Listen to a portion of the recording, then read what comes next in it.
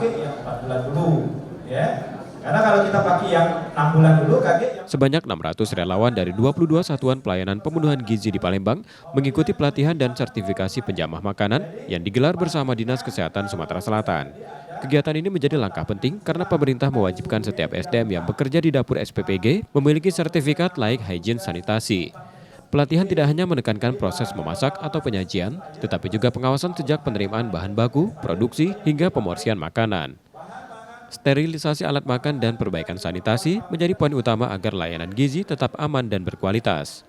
Terkadang kita anggap bahan baku itu yang dimulai dari bahan baku yang tidak baik, bisa juga jadi dari situ.